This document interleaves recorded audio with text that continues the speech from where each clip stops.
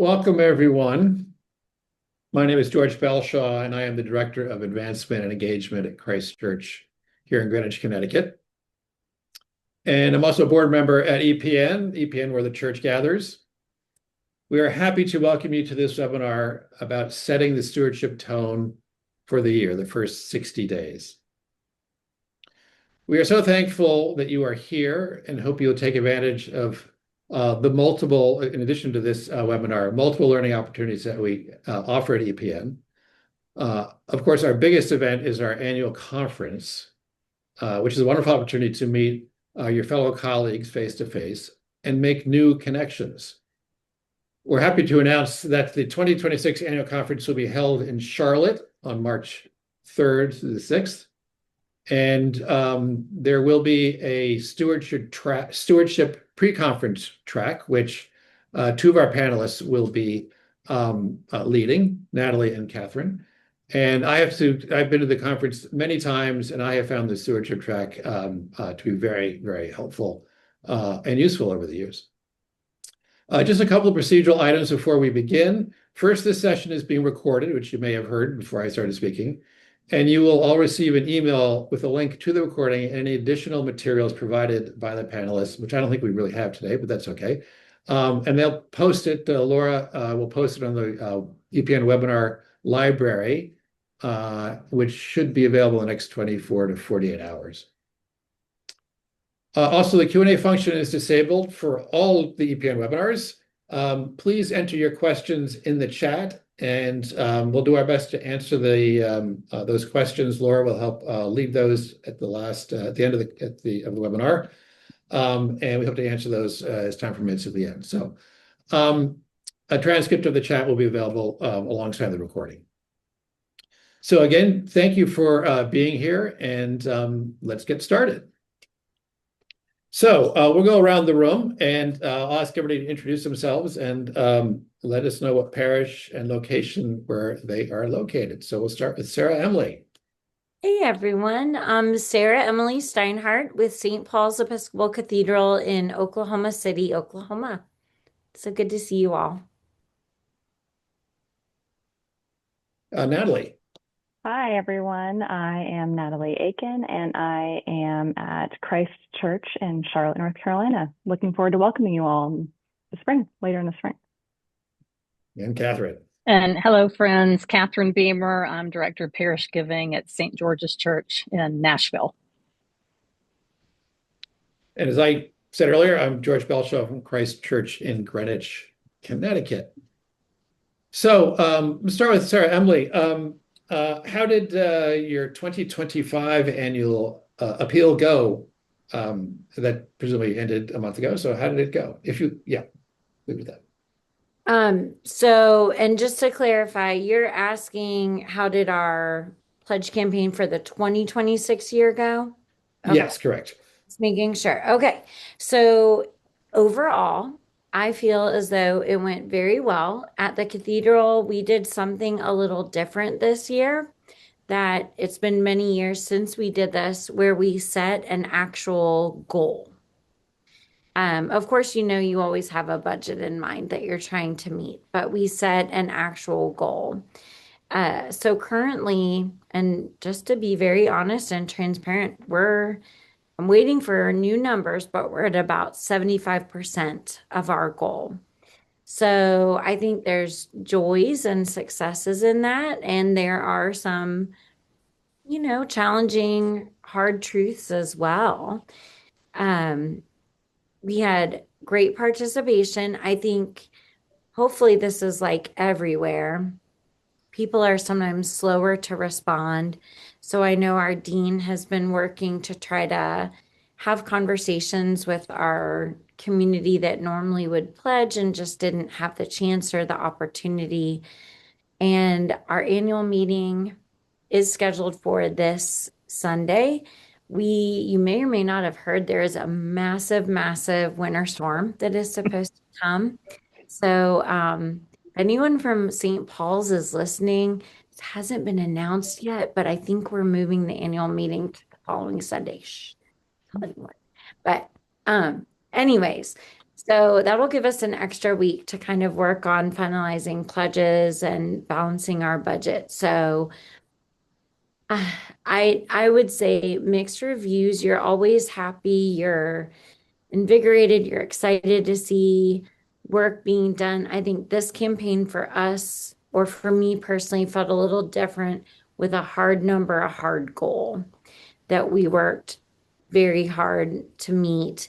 And we're currently a little bit short of that. So in one sense, that feels a little disappointing, but we're still really grateful for the faithfulness of our community and God's goodness. So Great. So also, how did you spoke about the 2026 campaign, which I assume you started in September, October? right. Yeah, So okay. late So you're up to fall. 70, you're up to 75% for that campaign. Out of curiosity, how did you do for 2025? How did that wrap up in the end of this or the collections and all, in the very end of the campaign? Yeah. Right. How'd Like that the do? 2025 calendar year, fantastic. No issue. Great. I think this new 2026 year has a much different feel or tone for us because we set that goal Got that it. we're Good. trying to meet. So, and that's okay. We're going to be fine. But it's just unique. It was just a different approach. And we had a stewardship team member who really was strongly invested in having that goal. We thought, well, let's give that a try. So we did. Good. Great. Yeah. Natalie, how did the 2025 year end for you on your campaign? Were you ahead of goal? Were you behind? How did it go? And how did it play out for you guys? Well, the end of December is always really kind of a fun time. All the priests and clergy get to have the week after Christmas off, but my team and the finance team spend the last week of December reaching out and trying to make sure we collect all the pledges that came in. So we ended up in the black, which is very exciting. We had actually budgeted a deficit, so we were a little bit concerned about that. This is like unofficial numbers. I guess it's now on the internet, so what are we going to do about that now? But we feel really happy about it, and we worked really hard, and so we're looking ahead to a strong 2026 too. That's great. How about you, Catherine? How did 2025 end? It ended great. I will say for the past three, and then the campaign that we just wrapped up for the year 2026, things have gone really well at St. George's. 2022, was that the year? 2021. Well, anyway, we called a new rector, and when that happened, we went from having one campaign chair to having two campaign chairs, which really meant most of the time it's been two couples who've chaired the campaign. So this is the fourth year running that we've met and exceeded the dollar goal for St. George's. And I think a lot of that has to do with kind of spreading out the reach of volunteers with two sets of campaign chairs who have different, their own constituent groups, so to speak, their own circles of influence here at St. George's. So yeah, we've managed to make the budget all 4 years, great. and that's just really happy news. But that our church is growing, and I will say that we don't so much publish our dollar goal. That information is given to our campaign committee and campaign chairs, certainly. And I think word gets out about the dollar goal, but every year we do target a pledge number goal. And I think that that's a challenge many of us have, is pledge participation. And our pledge number goal is to have 800 pledging households out of a 1,500 plus household church. And we are working it right now to get to that number. I think we're at about 750. So you guys, it's certainly true of Christ Church, Greenwich. By the way, in our 2025, we met our goal. We exceeded our goal, which was always helpful. So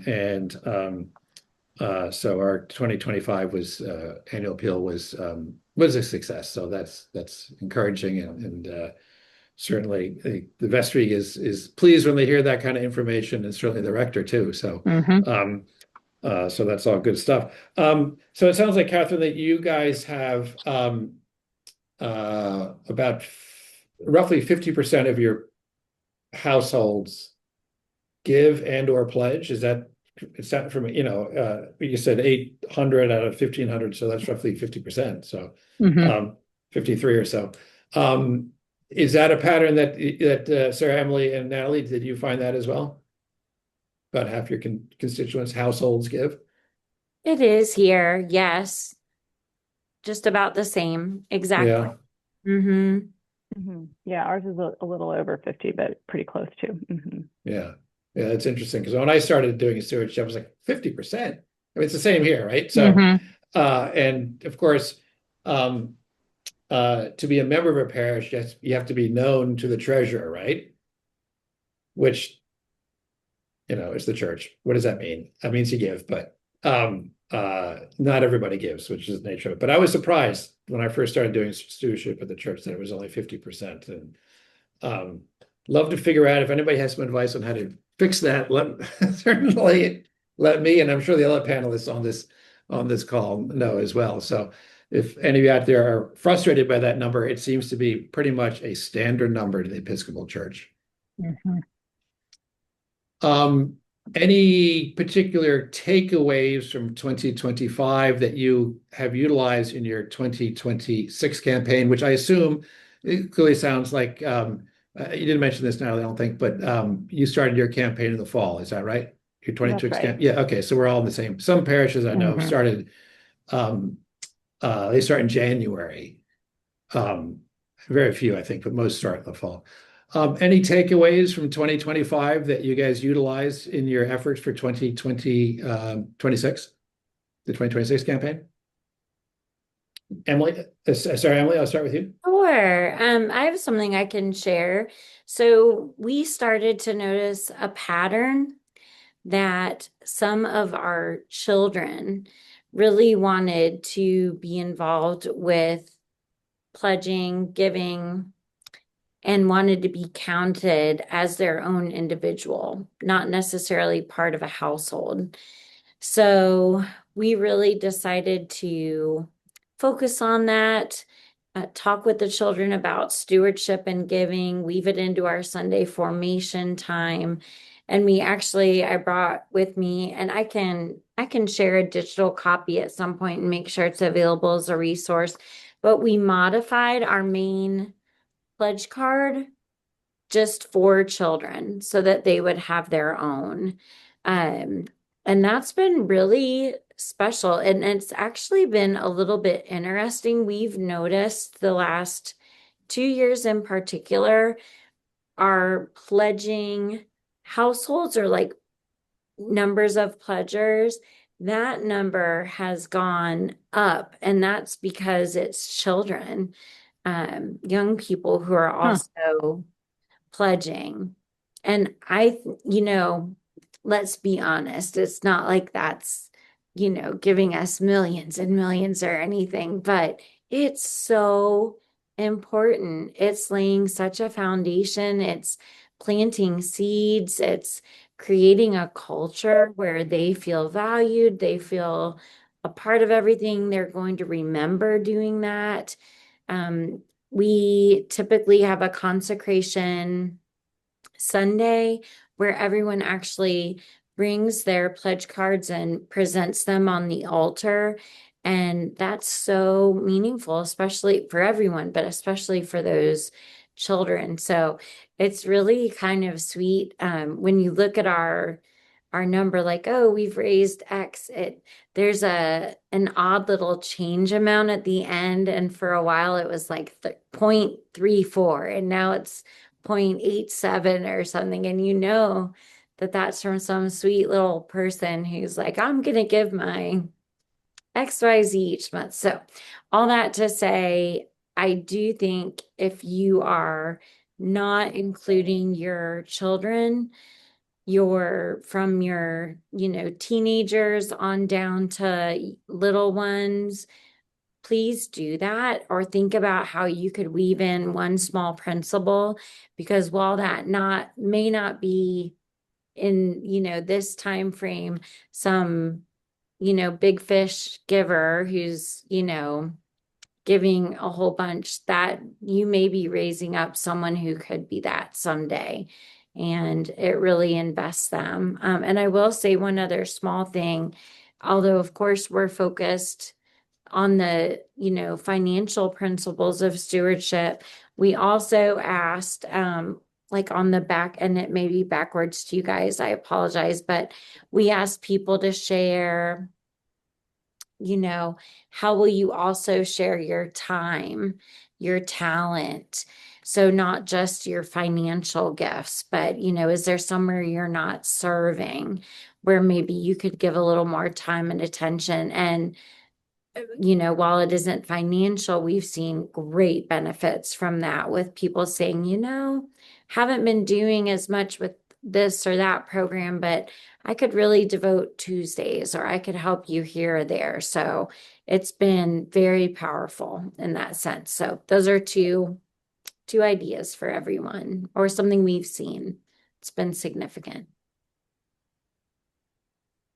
Natalie, how about you guys? Sure, yeah. Our annual campaign chairs for 2025 were a couple with young children. Their oldest, I think, is 10, and they have 3 children, and which is really kind of a new demographic for us. And they were really excited and really focused on helping to move their cohort into pledging and up for those who were already pledging. And one of the things they did was host an event for their peers in their home. And they just were really passionate about it. They really wanted to do it. They managed the whole thing, sent out the invitation, and obviously everything related to the stuff that was happening in their home. And we were shocked. They had, I think, 65 people in their home. It was a huge turnout for that group. We really didn't know what to expect. And in addition to having a good turnout, the people that were there pledged more, and there were people that weren't pledging that started pledging, and just things like that. We saw a lot of good happenings just because of that. And the event itself was really fun. The host spoke, one of our priests spoke, and there was lots of really dynamic questions from the floor, which was wonderful. And so this year for 2026, the vestry actually took it on as a goal. They were so inspired by the success of that event that they would host a number of events for different groups that they were a part of. So there was a team of 3 vestry members. One was a Christchurch, what we call a Christchurch lifer, someone who grew up at Christchurch and is now back as a young adult. He's actually has a small child also. So people in that cohort, I think he's maybe in his early 30s. And so he hosted an event for people that also grew up in Christchurch. And then we had 2 events for empty nesters, which at Christchurch, we noticed that people, once their children graduate high school, a lot of times they drop off for whatever reason, like it's busy in other ways, or they don't know the right way to connect now that it's not through their children. Like they just have to find a new relationship with the church. And so we had 2 events for that group, and they both were very well attended. All 3 events were very well attended. But we've had seen really wonderful results just from those events also. So I would encourage, just to have opportunities for people to gather, particularly groups that may not be as engaged or may not know as much about how important their pledging is. Did you guys do any kind of new member? Was that a cohort for you guys? We actually didn't do a new member event because we have what's something new this year that our engagement and parish life office is doing called new member orientation. So we've done these new member dinners for a long time, or newcomer dinners, which is really for anyone. They don't have to be interested in membership. They're just new to Christchurch, and those happen monthly. We've done those for years, but they started wanting to have something that was like the next step up. And so now we have a class that's, I think, every other month that they host called New Member Orientation. And it's only a certain number of spaces available. And it's like a 2.5 or 3 hour class on a Sunday afternoon. And they talk a lot. That whole class is designed around the concept of generosity, and that being a member at Christchurch means necessarily that you give generously in all the ways you can. We are a generous community and we give to each other. And so as part of that, they talk about making a pledge. And I also follow up a few months after with a letter and information about pledging. So we really kind of let them be new members, and we have specific solicitations we send to them as part of the annual campaign.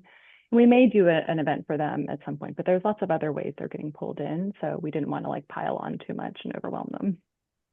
It's like a new member comes in, you're like, you grab Yeah, them, right? exactly. Yeah. We're all guilty of that. I think I've scared away a few people because they're like, here's my card. What do you know? Anyway, so Catherine, how about you guys?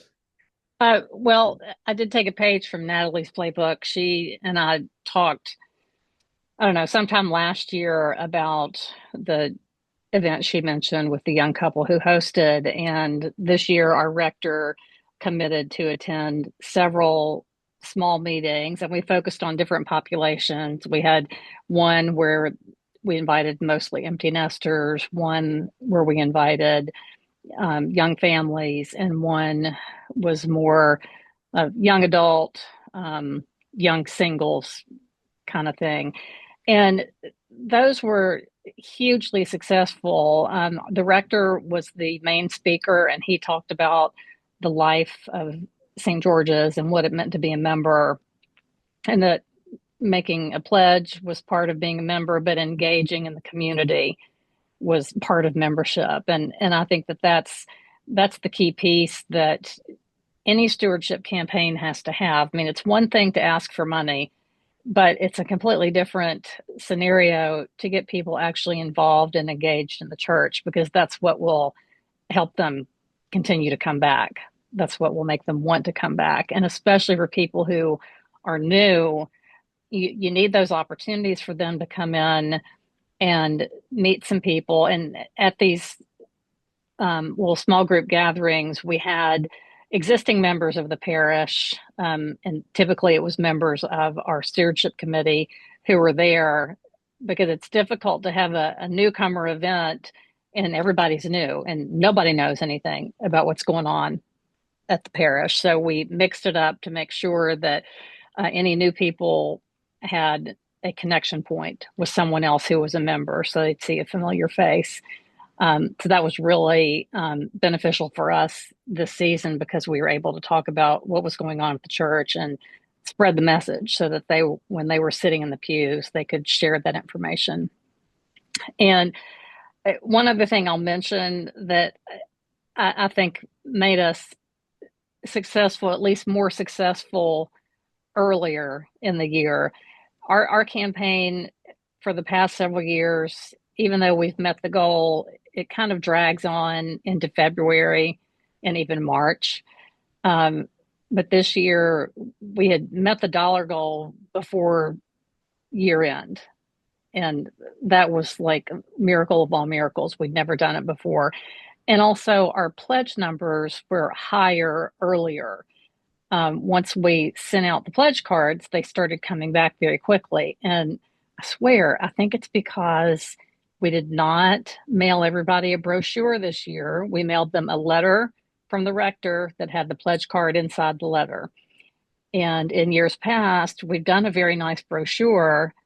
And if any of you were at EPN last year, you might have heard me talk about this fold out thing that we did that I loved. It's one of the best pieces we've done.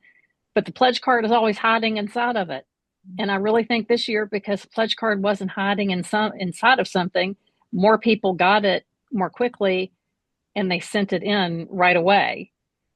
And that would have been, we mailed those at the end of September. And we did get a pledge card in the mail just yesterday from a woman who is 92. The original pledge card we mailed her in September. I don't know how she ever found that, but she did. So, and we're grateful for it. I mean, sometimes less is more. We've done brochures every year. We decided to not do one and we had success, and we may go back to it. I don't know. Sometimes you just have to throw the spaghetti at the wall and see what's going to work. We skipped the brochure this year as well, Catherine, and I don't think it hurt us in any way. I think we were just as successful, and We just also too kept it simple with a letter and the pledge card. Makes Yeah, it we've gone away from the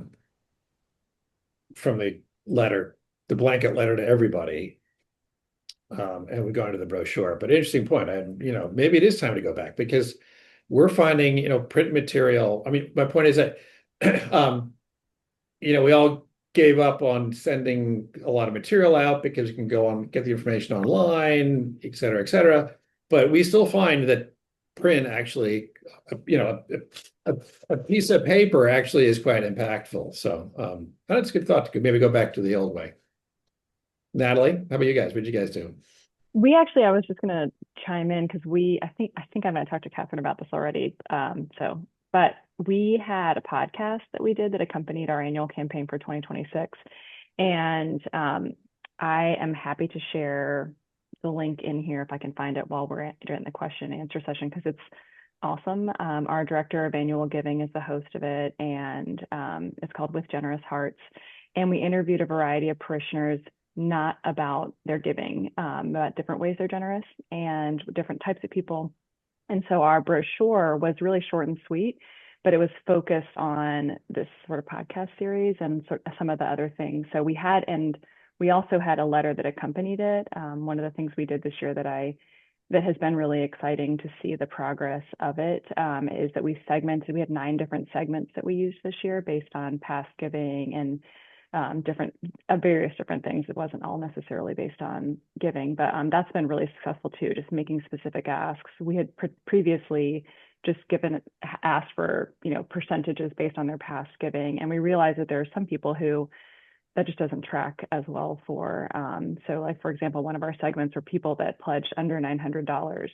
And so for anybody in that group, we asked them for a pledge of $900, which works out to $75 a month, I think. Mm-hmm. And we've had so many people respond to us, and most of them have just gone up to $1,000.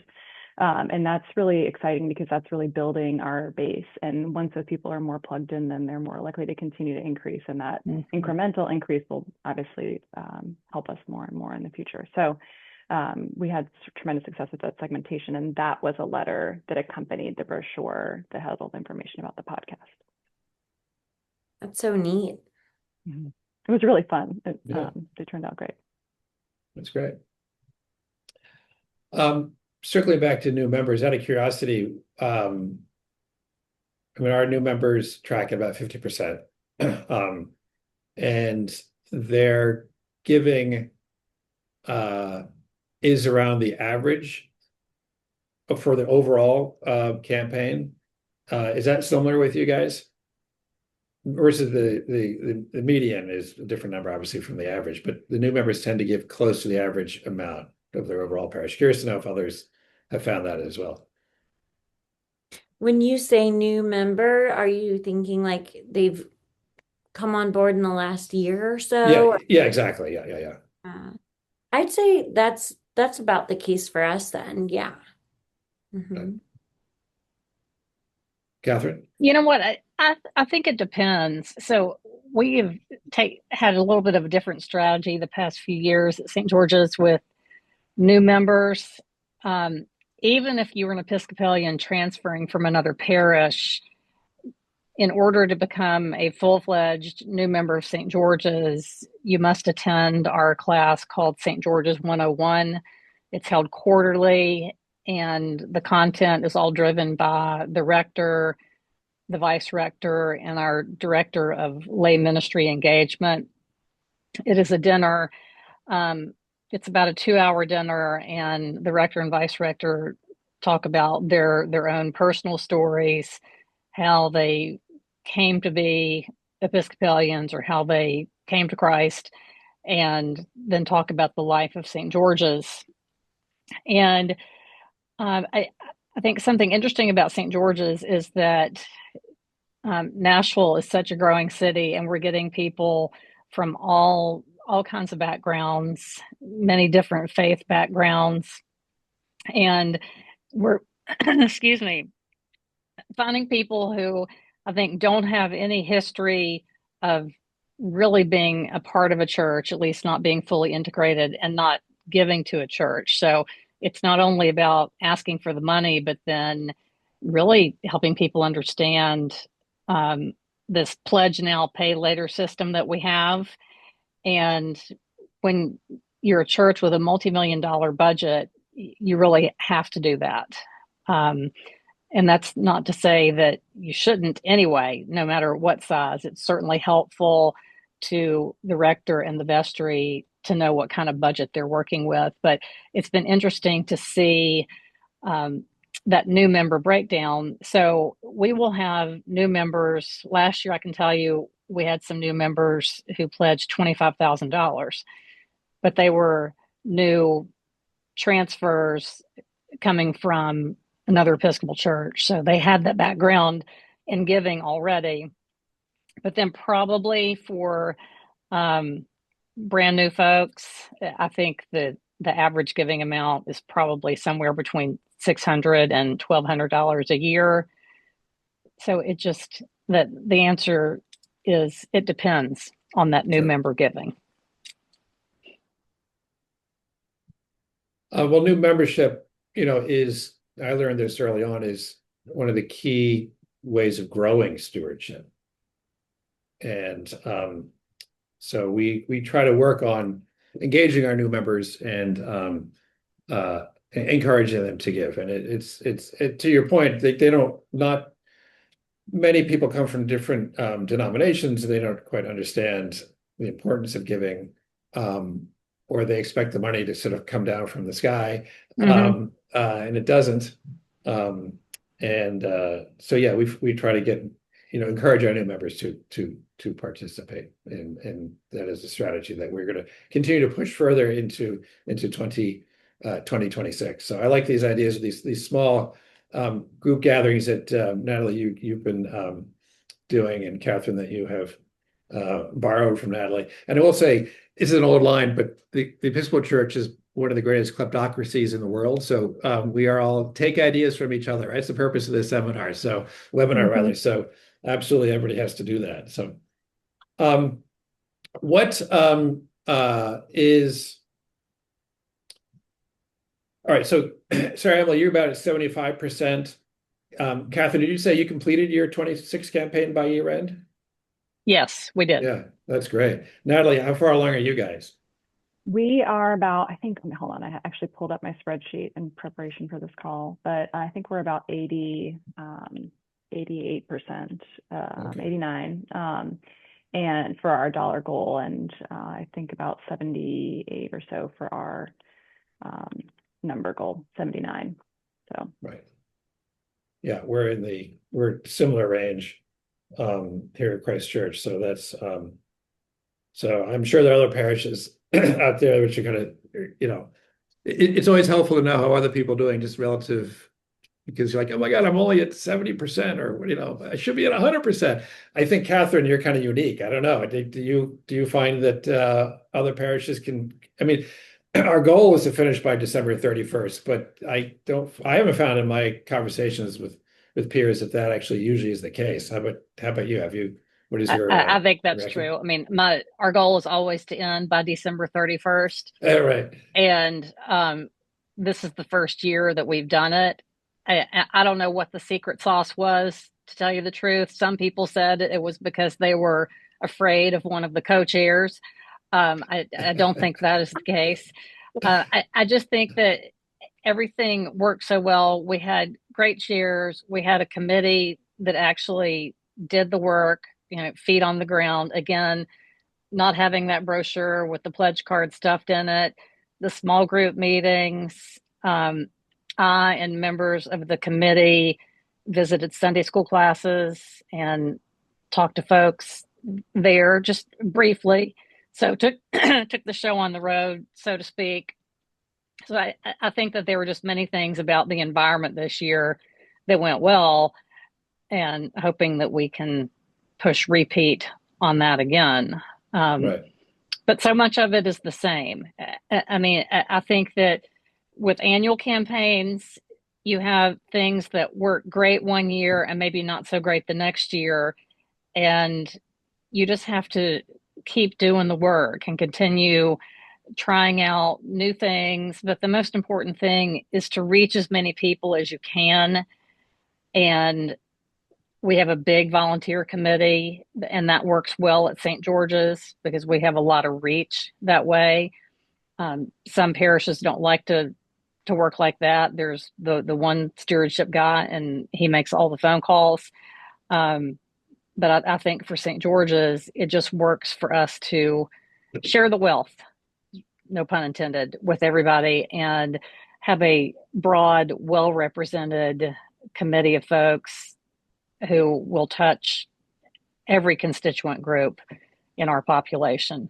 It's too much work to do alone. And the other thing is the members of the church are the ones who are going to be always there. It is the clergy who most often change. So we really focus on making sure we have some repeaters year over year who've done the work on the committee before. Just because you're going to be sitting in the pews next to the same people, regardless of whether or not your rector stays 5 years or 15 years. At some point, they will leave. Yeah.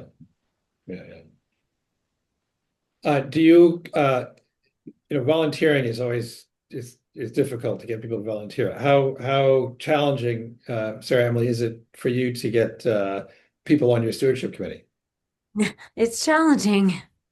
And I was thinking as I was listening to Catherine, our experience is a little bit different. So on our stewardship committee, our team is willing to do any number of things, but no one's scared of anyone on that committee because they're not following up too hard. Our dean does a lot of work. So I would like to see it more lay led. And it's always interesting, like what's for different congregations, what's got them to that point, or how do you raise up those leaders to take on more of the role? And it's interesting. I worked for just one of our other Episcopal congregations here in the Oklahoma City area. And it was the opposite. It was more like what I hear Catherine describing, where the committee was very strong. The chair was really out there doing so much. So I don't want to paint a picture that our committee isn't doing a lot. They are. We even have a meeting tomorrow, but I've seen experiences where it's been different. So it is challenging. It's tough. And I think by and large, a lot of people don't like to talk about money. They don't want to be the one to ask someone for money. That feels awkward or feels uncomfortable and icky. So it takes a certain type of person to be comfortable with that and be able to do that. It's a special niche for sure. Natalie, how about you guys? How has building a committee work for you guys? Yeah, so ours is set up a little bit differently, although I think Catherine was kind of saying this earlier, but each year we really sort of try and take fresh eyes and see what we think is going to work this year, what we're going to try that's new, what we're going to try that's the same, or keep it that's the same. But the last couple of years, what we've done is we've had chairs, although actually this year we don't have lay leaders for our annual campaign, which I'm happy to talk about. That's been an interesting experiment also. But the last couple of years, we've had a group of stewardship ambassadors, and their goal is really to, in January, they basically take the whole month of January. We have a group of 65 or 60 lay leaders who have agreed to make at least 3 contacts to people who have not yet pledged. And we have several people that that renew every year to do this one role. And I think part of it is that it's a really easy ask. It's just in January, it's just 3 contacts to 10 people. And so the earlier you get them to pledge, the fewer contacts you have to make. And we let them decide if they want to contact people they know or people they don't know or newcomers, that kind of thing. And this year we also reached out to the people that are Director of Annual Giving visited all of our commissions, which, so for each of the different ministry areas, she went to at least one of their meetings this year. So she reached out to people that were particularly engaged in that conversation, invited them to be stewardship ambassadors. We also have a group called the Core class that they meet monthly, and it's a sort of leadership development thing that's not run through my office. It's like a function of the church. And we reached out to all those people, and the timing was actually great because I had visited them with our outreach director in October to talk about how we partner and why both are important. And so they were sort of primed to say yes to the ask to be a stewardship ambassador. And they're so successful. I mean, Sarah Emily was saying this too, and so was Catherine, but it's really hard to say no to someone who's sitting next to you in the pew. I mean, we're all here, we're all part of this community. And so having these people reach out is really compelling. So we found a lot of success in that. And I hope that this coming year, we start to think about having a lay committee. I like the idea of maybe advancing them earlier in the fall. I think we've always sort of thought that we make the ask in the letter, and we need to give people time to be able to pray and think about what they want to pledge before we start bothering them to make their pledge. But it also is hard. I mean, I would love to be done by December 31st and not be thinking about this now. So we're kind of training people to wait. But So you mentioned your committee is not lay-led. Could you expand on that? Sure. Yeah. So this year, for a variety of reasons, we decided to have it be staff-led. We have a really high-functioning staff, people that have good experience doing annual giving work in churches. And so we didn't have last year, and really for the last several years, there's been kind of someone from the congregation or two people or a couple who has really risen to the top and been like an obvious choice that the rector has identified, or that I've identified, or some other person has said, oh, this person would be so great. And we just didn't find ourselves in that position in the spring last year when we really need to start making those decisions. And so we kind of went back and forth about it. We talked to our vestry about it and ultimately decided to have a vestry and staff kind of partnership, but it's really more been staff-led. The vestry has been critically helpful, and they will continue to be. They are sort of the closers on the campaign. They're going to make the calls after the stewardship ambassadors are finished. And they hosted those events, and they have been really helpful advocates all along the way. They speak in worship during the annual campaign, the active phase in the fall, and things like that. But as far as the logistical piece, we were really running it, and we didn't have lay people who were like the face of the campaign. And one of the things that's been really interesting that I honestly hadn't thought about until a lay person asked me about it, but it was at that core class that I was talking about earlier. And we were talking about how important lay leadership is. And in the context of that, she asked me why we don't have lay leaders for the annual campaign. And it wasn't really in like a aggressive way. It just was timed so perfectly that it made me realize how deeply valuable it is to have someone to say, please join me. This is important for our parish. Even if, like, I'm a parishioner at Christ Church, so I have a little bit of that, but it's just so incredibly powerful to have a lay person leading that. And so I think we probably won't ever have this. I mean, I guess I don't know.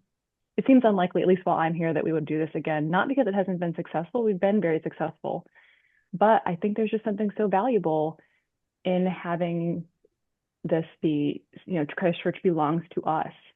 We need to come together and do this as a parish instead of this like formal staff-led campaign. So that was a long answer, but that's where we are. Oh, that's great. I like your line. You just said, is Christ Church belongs to us. And I think that's actually a good line. I might use that. Because we're also Christ Church. Surprise, surprise. No, I like that. I like that. I think it's a good tagline. We're at pretty much the 45-minute mark, and I think it probably makes sense to Laura, if you could review some of I know you've been reviewing the questions. If you could summarize, that would be, and we'll just go, we can just freely speak and try to answer them the best we possibly can. Absolutely. And this group has had a lot of questions and great questions. So I'm going to try to group them by theme as best I can. But That's first, helpful. I do want to tell people that Yes, I already have a copy of the children's pledge card, and I will share that with the recording. So if there are any other resources that you all on the panel want to share, if you have pledge cards, brochures, or anything that you want to share, that people can just look at and get ideas from, that would be great. Just send them to me. But I already have that. So that'll be included with the recording. And you all will get an email. That was another question. You'll all get an email with the recording link, and all the resources will be there too. So another question was, I think this was for Sarah Emily. It was the party that was hosted at someone's home. I think, was that you or was that Natalie? Natalie. Probably Natalie. You're both on the same line on my screen. So I was like, I have 50-50 shot. So what was the name of the party that they had? Was it themed for stewardship? And how was that advertised? Yeah, so it didn't really have a name, I don't think. Maybe like fall gathering or something very Okay. generic. But they were stewardship themed. That was the thing that was so surprising about the first one that we did with those two annual campaign cheers was they were very out front, like come to our house and hear us talk about the annual campaign. And so, I think people kind of appreciate that. They know what they're getting into. They're not surprised. There's not this bait and switch. And one of the things that we did that was really interesting that I didn't mention was we sent it out, or they sent it out via paperless post. So we did the exact same thing when we had the vestry do it, when we were more on the logistical planning end. What's really cool about paperless post and probably other online platforms versus just having it, run registration through Realm or something like that, is you can see everybody that's RSVP'd. And so that's really helpful. So we can just call up people and be like, hey, if you could just RSVP. And then people just start responding because they see their friends are coming. They're not intimidated by it. They know they're going to get it hit up anyway, so they might as well get a glass of wine on Christchurch. And as far as how we invited people, for the one at the last year, they sent it to basically everyone in the age group. I mean, they were kind of like, we don't know how many people are going to respond. Which is a pretty big group of people. And this year, because we had the two empty nester events, the woman on the vestry who was in charge of that, she went through the list and like painstakingly picked out people that she felt like she knew that would come to an event at her house, because it's a really, really, really big group. And I don't know, we just didn't want it to be overwhelming for anybody that was there or for the host. And so she did a pretty broad reach. Like I think we still invited like 300 people, but the events had around 50 or 60 also each one. And so and we did the same thing for the lifers, although there's not as many of them, so we may have been pretty loose with that as far as just inviting all of them. I hope that helps. Okay. And a spin-off question from that for anybody who wants to answer is, so when you do your asks or invite to parties or things like that, now obviously Natalie just answered the question for this party at the house, but do you send out church-wide invitations? Do you purposely target your invitations? Are they personal? Are they from the rector directly, the whole staff? How does that work? Well, I can tell you that for our events, I did primarily email invitations, and it said an invitation from the rector, but the body of the email invitation said, join our rector for a glass of wine and to learn more about fall at St. George's and the stewardship campaign or something of that nature. But it did not go to the entire church. Because with email, it was easy for us to sort and decide, which constituent group was being invited to which party. Okay. Perfect. Sarah Emily, how did you all do it there? Well, so it's interesting. I love that concept of kind of the demographic get-togethers. We typically during our stewardship time have a thank you dinner to all of our ministry leaders and our vestry. And our dean hosts that at her home. So that's obviously a targeted invite, is just that group. We do on our consecration Sunday have a huge lunch after one service only.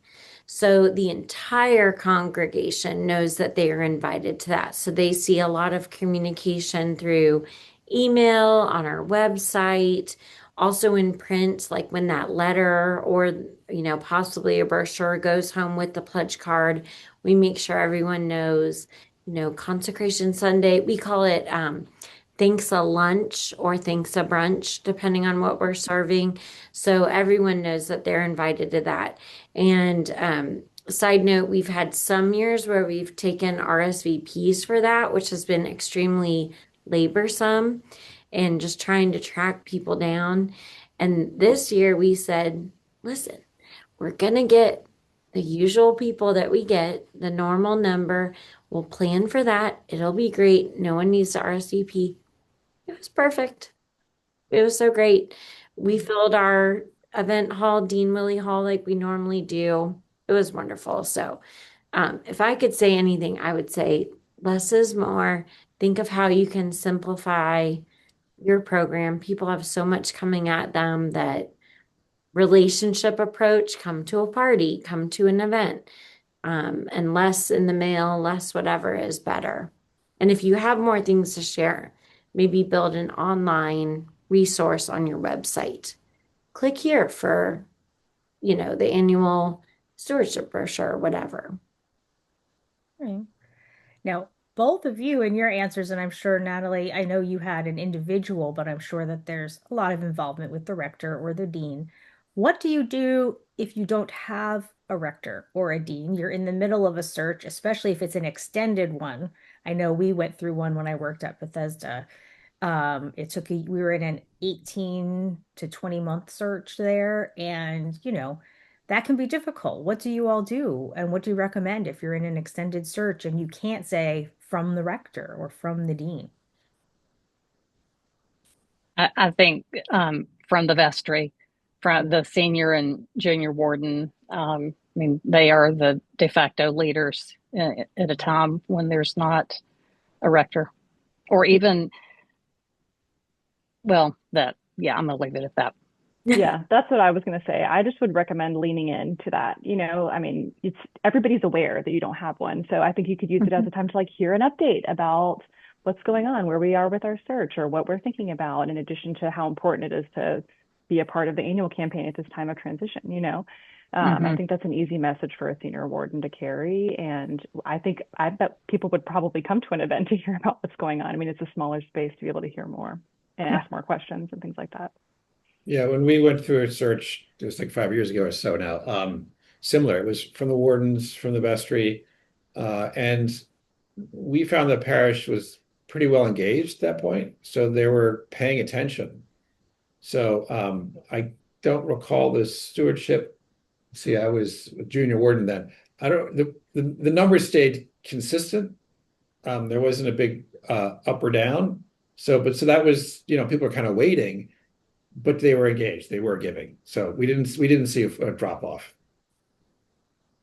Yeah, I'd echo that and say if you're in that situation, your senior warden, or if you have a strong stewardship campaign leader, whatever that title may be, have it kind of come from them. Good. And a lot of you have mentioned kind of switching to that brochure model for your pledge cards, or have any of you done the kind of the letter with the perforated pledge card at the bottom, because it's harder to lose an 8.5 by sheet of paper than it is to 8.5 by 11. Have any of you done that, and what was the success of doing that model? We did that one last year for our 2025 campaign, and it was lovely. And by the way, I'm our communications minister. So I have my hands all over stewardship, but I am not, my technical role is not a stewardship manager or any of that. I'm an Episcopal communicator. So it was neat to build that and see where that went. And it was not ineffective by any stretch, but we still found ourselves needing the normal pledge cards here. So we our staff got together around a table and we tore off, a whole bunch just to have more for the sanctuary space and other places. So I don't think there's any magic in that. This year we did not do that. It was just letter, separate pledge card. It was great. And we had extras here. Oh, and another little hot tip as your friendly communicator. We this year did one set of pledge cards from our official printer on like a better quality of paper. And we did just enough to pretty much get us through Consecration Sunday. And then we've printed the rest here in house. We have a really good copy machine. We used a better quality paper. I don't think anyone's known the difference. It's been okay. So We have found pledge cards, few and fewer pledge cards come into the office than used to come in. So most of our I was just trying to find it, but most of our giving comes in some electronic form, whether it's online giving form they have on our website or just a simple email, which is fine. Most, I would say at least 50% of our pledges come in that way versus on a pew card or a pledge card or what have you. And then we did this year, we did have the pledge form perforated and part of an overall flyer, but we consciously decided not to include an envelope because that would have cost us twice as much to mail, blah, blah, blah. And maybe that might have forced people to use electronically or the QR code, that kind of thing. But we try things, and of course we got complaints, there's no envelope, but you got to try different things. So keep experimenting. Yeah, exactly. I did notice one question. Sorry, Laura, to interrupt, because I know we're getting close to the end here. Somebody asked, what about smaller churches? Because I think going around the room here, we're all kind of, sizable parishes. Does anybody have any thoughts if for smaller parishes versus larger parishes? Look, I'm going to Catherine? say I grew up in a small parish, and I think that everything we're talking about, you can scale. And the one thing that is constant is that you cannot do this work by yourself. So you have to have a partnership with the vestry or the rector or a lay committee for stewardship or combination of all of those. It is work that is meant to be shared. And ultimately, you don't need a lot of paper products either. You can make pledge cards in your office using Publisher before it goes away in October, or Canva or whatever, and run them on a copy machine, because ultimately what is going to matter are the conversations that you have with people in the pews, and that the representatives talking about being generous to the church are authentic. well said. Yeah. Very good. All right. And I know we're coming up quick on time. So just a really quick, this is not going to be a quick question, but a quick answer. And then we will be sharing names and emails with the panel. So if maybe there's a question that didn't get answered, one of them can get back to you. But we're talking about the first 60 days, but we know stewardship's all year. So how do you handle, say, like seasonal or balancing that whole, you have your regular stewardship campaign, but then you have a fundraising for a very specific thing, especially if that's a seasonal event, like you're asking for money for like a Christmas program or an outreach program or something like that. So what are some tricks and tools that you use for seasonal asks?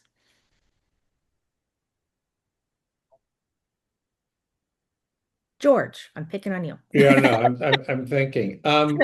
We,